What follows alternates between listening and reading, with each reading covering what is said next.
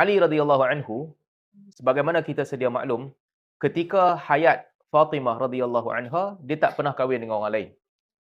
Jadi apabila Nabi SAW kahwinkan Sayyidina Ali dengan Fatimah setelah Perang Badar tahun kedua Hijrah, kalau tak silap saya, itulah satu-satunya isteri yang dia ada sampai Fatimah meninggal dunia. Dan Fatimah radhiyallahu anha adalah orang pertama yang meninggal dunia dalam kalangan Ahlul Bait selepas Nabi SAW. Jadi sekejap sahaja, beberapa bulan selepas kewafatan Nabi SAW, Fatimah meninggal dunia.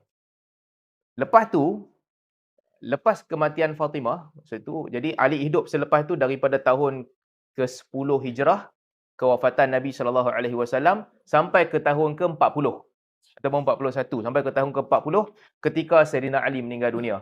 Jadi sepanjang tempoh itu, 30 tahun itu, barulah Sayyidina Ali radhiyallahu anhu berkahwin dengan isteri-isteri yang lain. Dan isteri dia yang dalam tempoh 30 tahun tu, kalau ikut perkiraan lebih daripada 10 lah. Ketika itu, bukan serentak 4. Dan ketika dia meninggal dunia, Sayyidina Ali meninggal dunia, para ulama menyebutkan ketika itu dia ada 4 isteri dan 19 hamba perempuan pada ketika dia meninggal dunia.